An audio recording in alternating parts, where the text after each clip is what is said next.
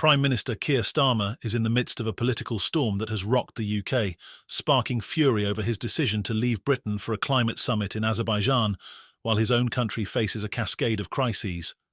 With the small boats crisis worsening by the day, NHS waiting times hitting record highs, and violent crime on the rise, Starmer's choice to fly over 2,500 miles to attend COP29 in Baku has ignited fierce criticism. Many Britons feel abandoned, believing their leader is more interested in rubbing elbows on the international stage than tackling the burning issues back home. And if that wasn't enough, Starmer has also chosen to skip a crucial meeting with President-elect Donald Trump on his way to the G20 summit in Brazil, an unprecedented move that political insiders say could come with serious consequences for the UK's economic future. Is Starmer prioritising personal prestige over his responsibilities as Prime Minister? Is he willing to jeopardise Britain's standing to protect his global image? As Starmer's travels continue, the nation is left wondering if their leader's focus has drifted far from home. Breaking news: just hours ago, sources revealed that Starmer's decision to bypass a meeting with Trump could have devastating repercussions. Critics warn that this snub could compromise the UK's valuable trade relationship with the United States, potentially leading to tariffs and economic fallout that could impact British households for years. Make sure to hit like, subscribe, and stay tuned as we dig into every shocking detail of this scandal and uncover the true costs of Starmer's risky choices. Prime Minister Keir Starmer's relentless international travel schedule has ignited outrage across Britain, with his recent trip to Azerbaijan for COP29 leaving many citizens questioning his dedication to the crises on home soil. Since early September, Starmer has spent a staggering 22 days out of the country pursuing high-profile engagements on the world stage. But his decision to travel to Baku while the UK faces major crises is being seen by many as a dereliction of duty. From the surge in small boats carrying migrants across the Channel to overwhelmed NHS services and an alarming increase in violent crime, Britain faces urgent issues that require strong domestic leadership.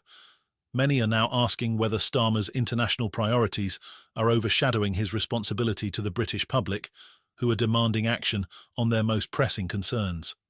Starmer has attempted to justify his time abroad, arguing that his travels are essential to build the UK's economy and bolster national security. He highlighted his recent visit to the United Nations General Assembly, where he secured a £10 billion investment from Blackstone as evidence that his global outreach is already paying dividends. "Everywhere I go, I'm fighting to put Britain back on top," Starmer told reporters. But to millions of Britons dealing with issues like excessive hospital waiting times, unsafe neighbourhoods, and rising immigration concerns, Starmer's international efforts seem removed from the everyday challenges they face. Many feel his focus is out of touch, reflecting a Prime Minister more invested in rubbing shoulders with global elites than in tackling the urgent issues facing the UK. If his extended absences weren't controversial enough, Starmer's decision to snub a face-to-face meeting with President-elect Donald Trump on his way to the G20 summit in Brazil has sparked an even greater outcry. Trump, who will soon lead Britain's largest trading partner, is known for his America First stance, making a strong relationship with his administration crucial for the UK. With other leaders, like Argentina's President Javier Milei, reportedly planning to meet Trump at his Florida estate Mar-a-Lago, Starmer's decision to bypass this opportunity has been labelled both arrogant and reckless. Insiders warn that by avoiding a personal meeting, Starmer risks alienating Trump, which could lead to retaliatory trade measures like tariffs on UK exports to the US, a move that would deliver a significant blow to Britain's economy. The backlash was swift, with political figures across the spectrum questioning Starmer's judgment. Nigel Farage, a longtime Trump ally and prominent figure in British politics, was one of the first to criticise Starmer's decision, calling it diplomatic malpractice and accusing him of placing British interests at risk. Farage, in an unprecedented move, even offered to serve as an intermediary between Trump and the UK to help preserve relations. However, Labour officials were quick to dismiss Farage's offer, keen to avoid aligning with his far-right politics. Still, Farage's offer underscored the gravity of the situation. If Starmer's choice isolates the UK from Trump's America, the consequences could be severe, leading to strained relations and potential economic fallout. Further complicating Starmer's position, Foreign Secretary David Lammy's past comments about Trump have resurfaced, casting a shadow over the UK's relationship with the incoming administration.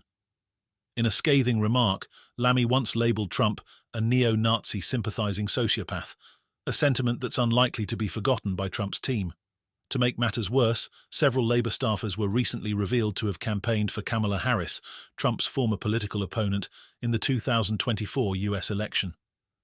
These combined factors have left many critics questioning Starmer's diplomatic skill and ability to mend ties with Trump's administration. With the incoming US president, known for his unyielding approach to foreign relations, many fear that Starmer's decisions could place Britain on a collision course with the US, with potentially damaging effects for the UK economy. Yet Starmer's troubles are not confined to foreign policy blunders. Back in the UK, he is facing an intense backlash over his refusal to support Archbishop of Canterbury, Justin Welby, who is embroiled in a major scandal regarding the Church's handling of abuse by John Smith. Smith, one of the Church of England's most notorious abusers, allegedly targeted over 130 young people. Last week, a report confirmed that the Church had failed to protect vulnerable individuals from Smith's abuse. While some bishops and church leaders have called for Welby's resignation, Starmer refused to take a stance, calling it a matter for the Church, rather than showing clear support for the victims. For many abuse survivors and their families, Starmer's silence has been seen as a betrayal. Andrew Morse, one of Smith's survivors, publicly condemned both Welby and Starmer. Describing Welby's inaction as a dereliction of duty, Morse argued that the Church's leadership placed its reputation above the safety of vulnerable individuals. For survivors, Starmer's refusal to support calls for Welby's resignation has only deepened their frustration, raising questions about his willingness to stand up for justice and transparency. To those affected by the scandal, Starmer's reluctance to weigh in feels like a letdown from a leader who once promised to prioritise accountability. Starmer's defenders argue that his international engagements are critical for the UK's future, particularly in securing investments and fortifying alliances. But to countless Britons struggling with a strained NHS, rising crime and a migrant crisis, his globe-trotting agenda feels like a betrayal. As the Prime Minister heads off to yet another international summit, he leaves behind a country that's increasingly frustrated with his apparent detachment from their daily struggles. The growing perception is that he's more interested in achieving a legacy on the world stage than in fulfilling the promises he made to the British public. With each new controversy and perceived misstep, Starmer's leadership is facing serious challenges. Many now wonder if their Prime Minister has lost sight of the very people he was elected to serve, prioritising his global reputation over the urgent needs of his own country. As he heads to Brazil for the G20 summit, Britons are left questioning whether their leader is more focused on building an international profile than on addressing the crises at home. Has Starmer's ambition clouded his commitment to his country? As public trust erodes and resentment grows, the mounting scandals cast an increasingly dark shadow over his leadership.